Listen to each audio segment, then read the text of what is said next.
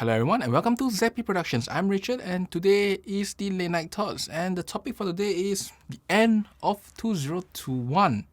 Now it's just 2 more weeks till the end of the year and the start of 2022. So I thought it was a nice time to round things up because I probably won't be doing something on 31st December unless something happens. And it's been 9 days since I did my last video, so I thought, today's topic should be about the year itself. So 2021 to me is a very fun year. The world has opened up a little bit more. It's not that sad like last year. But, pretty much we are still kind of stuck in Singapore. Or should I say, for most people, still stuck in where they are. Traveling is not that straightforward and it's really costly. I mean, if I want to travel to somewhere, it would have cost me nearly 1,500 Sing dollars for me and my wife just to do PCR tests. That's quite crazy. So we are not traveling this year, and last year we also didn't travel. So you may be wondering, what has this got to do with my channel? Firstly, it gave me more time, and secondly, it gave me more money, because normally I do budget quite a little bit of money on traveling, but because there's no travel for the last 2 years, pretty much all the money that went there went to my channel and my photography part of things. Now, if you're wondering, I'm not a full-time photographer. I do assignments, do collaborations, photography, do some workshops now and then, but no, this is not my job. So money has been earned from other places, and this is pretty much what I enjoy doing. Taking photos, having fun, sharing with you guys my experience. Which pretty much brings up the first topic of the day. So 2021 is a very exciting year for me. I'm very techy and very geeky, so I love technology stuff. I always want to touch the newest and best camera, and as I said, no travel means more money. More money means I could purchase those equipment. So this year I really spent a lot on photography, and I probably think next year I will spend lesser, partly because I purchased whatever I need to purchase this year, and next year I'll probably be just purchasing things like lenses and stuff, not full camera bodies like flagships after flagships. So I'm a person that likes to review things based on what I think, is right, based on my preference, my interests, and my opinions. I mean, that's the whole point I started this YouTube channel, to really share with you my thoughts. And, I'm open with opposing opinions as long as it is a healthy one that I can do a little bit of discussion. Sure, write down your comments below if you have anything you want to talk about, discuss about. I will have some discussion with you, and I'm very flexible that I can tell you the truth. I'm not here to prove myself right, but some people think I am. I don't know why, but I do enjoy doing what I'm doing, and I love to touch expensive equipment, pretty much it. And I like to do portraiture. I really love portraiture itself. So that being said, this year is an exciting year because all the flagships are out. The Sony A1, which is this one, the Canon R3, which is this one, and the upcoming Nikon Z9. Now, I have already put an order with my retailer for the Nikon Z9, but Singapore has no release date yet. So I told my retailer that the moment you see the release date out, if the price is right, just reserve one copy for me. You may be wondering, why do I need to buy all this flagship and all the different brands? I have to say a little bit first. Actually, I don't mind not having a flagship, for example, for the Canon system, because the R5 is great. But the Sony system-wise, there is a significant difference, at least in terms of me when it comes to usage, between the A1 and, let's say, the A7R4. To me, as I say, this is not my main job. Most of the time, I'm enjoying myself doing these reviews and stuff, and hobbies, I want to just have the best experience taking photos, and the A1 gives me that best experience. I have to honestly say, I tried the A7R3, the A7R4, the A7 III, and A7R2, A7 I, pretty much every iteration of Sony alpha cameras, except the A7 IV, which I have not tried it yet. That's something I have not tried it. But, Sony has never moved my heart, never made me want to try them out any further than renting and loaning it for a day and having fun. It's until the A1 that I felt that it was a camera that was fun to use. It was great. The image quality was good. The ergonomics was significantly improved. Overall, it was just this perfect camera when it came out. But before the A1, there was the R5, and I thought that R5 was really that perfect camera. It had an autofocus that I felt very reliable. And that being said, I didn't use the A9 before. Maybe that's why I'm missing out something here. Because the A9 has always been positioned as more of a birding stuff. I'll talk about it maybe next time. But, the A7R4 was nice, but it didn't feel better than the R5, at least to me. And so is the A7 III. So the R5 was a very good camera, and Canon lenses was just fantastic. The 85 1.2, the 50 1.2, the 2870 f2s. As I said, I love tech. I love these high-end lenses. And if I have the budget, I will buy them. If not, I would try to borrow and get it from somewhere. So Canon did a good job with the R5, but I have to pass the R5 to my wife, and it opened a gap of a very nice camera. And there's no way I'll buy two R5s, because as a guy who just want to experience tech, buying two cameras is not experience anymore of the same type. So I decided to buy the A1, and that's how I entered the Sony system. And it was a good thing, because I get to review Sony equipment, E-mount equipment, such as the Tamron 35-150, 2875, all the Sigma E-mounts, then some of the really nice portrait lenses from Sony itself. I think I have yet to try the 50-1.2, try to get it, but pretty much I tried the 85, 135, 35, 20. I have yet to try the 24 also. But all was great, really. The A1 was a very good camera, but if you follow my reviews, I don't enjoy it as much for the autofocus part. It's just that the R5 felt a little bit better to me. A little bit better. But that being said, the A1 is still a flagship. Other than that small little autofocus issue, everything else, it was perfect. If you were shooting f2.8, you would never be bothered by it as much. Perfect camera for almost any situation. And recently I have run assignment with somebody who requested, and the A1 proved itself as a very, very good camera to do those stuff. And it is so small, so light, and no fatigue, even if it's a 1 hour assignment or 2 hour assignment, or even 3 hour, 4 hour assignment. Really great camera all around. Then came the Canon R3. Now, I'm not really sure. Did I explain why did I actually, even buy different brands? That's because I don't want to be beholden, or should I say, I do not want to be tied down to any single brand.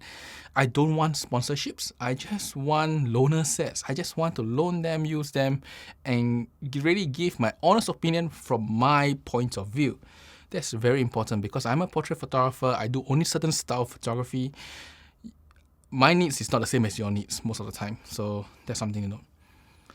So I want to buy every single brand flagship, because I just want to experience every single brand. I can give proper recommendations. I can hold conversation with any brand owners. I have no true loyalty, pretty much. I do have preference to Canon, but that's not loyalty. I do buy other brands and use other brands. I just want to have a conversation with everybody who's interested in photography, regardless of brand. Be it the technical part of things or the artistic part of things. I can do both. And I really want to buy just the flagship of every brand, so that I can experience what the best is. And therefore, when somebody say that, no, Canon is better, Nikon is better, then the question is it truly better, right? If you don't use it, everything's a speculation. So I'm not the type that loves speculations. I love to experience it myself. And as I said, this year it so happened that the budget allows me to do it. But that said, the R3 came out, and the R3 was everything I wanted. Yes, it doesn't have high megapixels, but it was the R5 with better autofocus. It was the R5 with better response. It was the R5 with an A1 response. It snaps faster, quicker. Its autofocus is just... everything is just a touch better. But this touch better really just improves the experience. Photography has moved on from something that I need to focus on getting the focus, literally, to something that, move how you want, what you want. I would just aim for composition and the mood, the feeling, the emotions, rather than trying to obtain focus which focus is a bugbear before the R5 for me. But today, with the A1 or the R3, focus is an afterthought. Literally, I just press, it happens.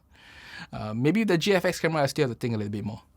But yeah, for these two cameras, is press, it will happen like 90% of the time. The other 10% or 20% of the time, I have to shift the autofocus box manually, but it is getting lesser and lesser with each iteration of high-end cameras. Which goes around why I want to get the Nikon, because the Nikon seems to promise all of that, just that in the Nikon brand.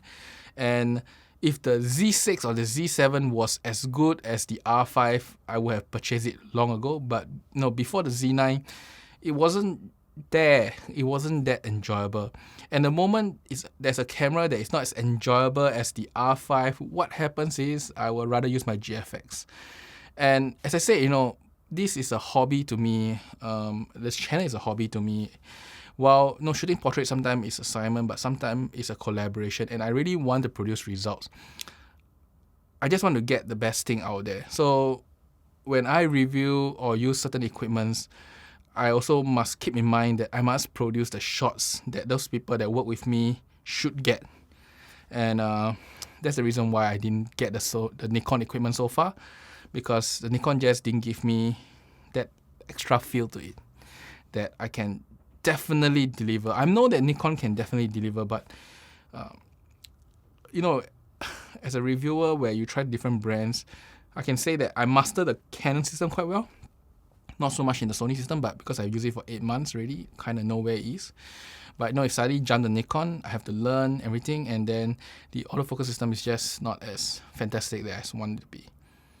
But the Nikon camera is overall a good camera. I mean, I used it before and I thought that pretty much, I won't have any issues with it. Which is why when the Z9 came out, I was really excited in every single way. I'm a Canon Sony user now. I will probably get a Nikon, and I can imagine myself using it. And also partially because when I first tested the Z series, the options were limited. But today the options are a lot better. They have 1.2 lenses all the way to super teles.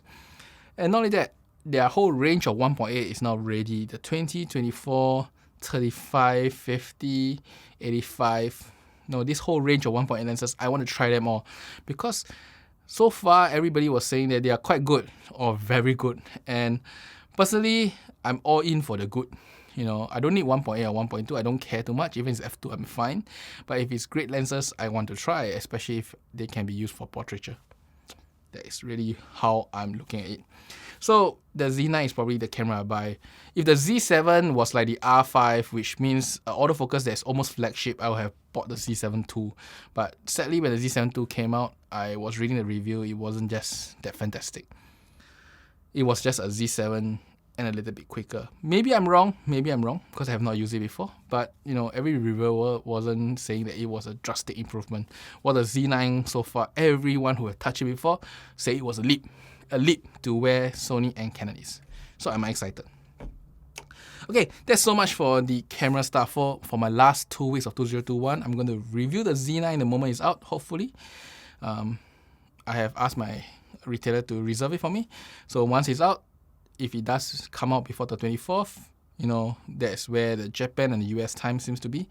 If it comes out in Singapore on the 24th, I will get it, and you'll probably see a review on Christmas itself, or initial look at it on Christmas itself. But if not, whenever it's out, I will do a proper review on it. Till then, I will probably complete my R3 review, and that's pretty much for the camera part of things, the reviews itself.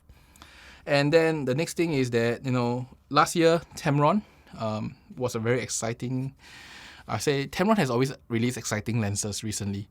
The new 35-150, the 28-75. 28-75 is not so exciting because there's a version 1 already, but the version 2 was pretty much an improvement. And the 35-150 was fantastic. But, before that, I always contemplated getting Tamron lenses to try out with my RF mounts, because there are certain ranges that are still not there. For example, 35mm don't have the 1.4 yet. So the Tamron 35 is really nice, and it's really small. I mean, ignore the adapter here. It's only about this size, so small and light, really.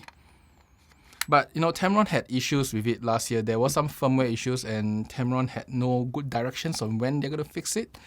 So, finally this year, my retailers are telling me that all the firmware should be available and they want me to try it out. So sure, I tried it out. And so far I can tell you that on the R3, the Tamron 35mm lens here, at least, autofocus is working, IS is working, 30 FPS is working. Fantastic. I'm going to bring out the field and complete my review on this Tamron lens finally. As I said previously, things are not working, so it was not fair. But now everything is working. It's time to review it. Then there are also things that I have not covered this year yet, and I'm going to cover it for the last 2 weeks of the year, which is like this light, we light. I promised I should cover it, and I just finished the measurements. It was quite good, except for certain things, but I'll talk about it in my review there. And then there is, of course, the Viltrox adapter. I already have an initial look at it, and it's mounted on my C70 here. Now, this Viltrox adapter is something I've been thinking on how to actually present it more in the final review, because quite interestingly, it's half the budget, but because there is no many APS-C RF mounts, so the audience is very limited, and this audience are probably people who can afford it, because the C70 and the Red Komodo audience are people who probably can pay a little bit more.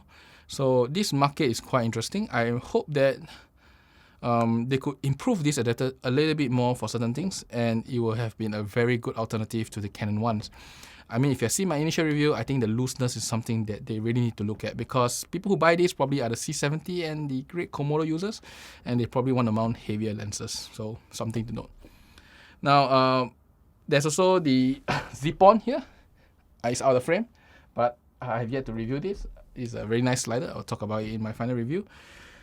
And lastly is this carbon fiber light stand. Now, carbon fiber light stand, you may be wondering what's so exciting about a light stand. So I'm a user of flash. I do a lot of flash photography. I also do video now, so I need to use stands for lights. And this is a true carbon fiber light stand. It's a carbon fiber leg, carbon fiber body, and only metal for this part and certain structures. So you may be wondering what's so big deal of a carbon fiber stand, because carbon fiber has always been there. There are carbon fiber stands before this, but those stands before this were like metal legs with carbon fiber bodies. So this is a full carbon fiber, and this was really affordable. My retailer was selling this for 130 Sing dollars, or should be about 95 USD. So for 95 USD, this looks pretty much the perfect thing for me. A light stand that can hold up to 5 kg, goes up to 2 meters, weighs really light. I think it's like less than 2 kg here. I'm looking forward to actually test it and probably review it. Light stand review, right? Quite a weird review, probably like a 5 minutes review. But that being said, I'm so excited about this, because for 95 USD, this may be a game changer for people who use lights. It's light lights. I'm not saying that people who use like AD600s or AD1200, but if you're using the AD300 or V1s, this may just be the stand for you. And really, that's about it. 2021 is coming to an end, and I hope you guys enjoyed my channel. Those who have stayed so long, I really thank you for it. Do write down in the comments. I will reply to you. We have a discussion, whatever you want. And I'm looking forward to the last 2 weeks. Hopefully the Z9 comes in, I finish up my reviews, and I can close 2021 happily. And in 2022, I'm not too sure. I'll probably be traveling later. I will buy a lot less equipment for sure.